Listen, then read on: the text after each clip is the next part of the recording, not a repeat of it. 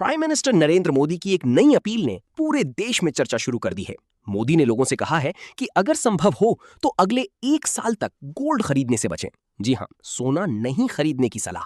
लेकिन सवाल यह है, आखिर सरकार ऐसा क्यों कह रही है? दरअसल भारत दुनिया के सबसे बड़े गोल्ड इंपोर्ट करने वाले देशों में से एक है और गोल्ड खरीदने के लिए भारत को भारी मात्रा में डॉलर्स खर्च करने पड़ते हैं। इसी समय मिडिल ईस्ट टेंशंस और बढ़ती ऑयल प्राइसेस की वजह से भारत पर इकोनॉमिक प्रेशर भी बढ़ रहा है।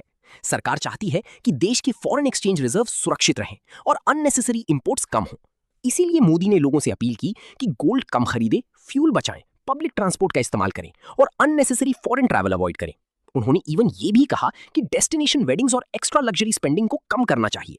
मोदी के इस बयान के बाद ज्वेलरी कंपनी स्टॉक्स में गिरावट देखी गई और मार्केट में चर्चा शुरू हो गई कि क्या फ्यूचर में गोल्ड इंपोर्ट ड्यूटी बढ़ सकती है। हालांकि सरकारी सूत्रों ने साफ कहा है कि अभी गोल्ड या सिल्वर इंपोर्ट ड्यूटी बढ़ाने की कोई ऑफिशियल योजना नहीं है। लेकिन फिर भी इस बयान ने पूरे देश में एक बड़ा सवाल खड़ा कर दिया है। क्या भारत आने वाले समय में इकोनॉमिक चैलेंजेस के लिए तैयारी कर रहा है?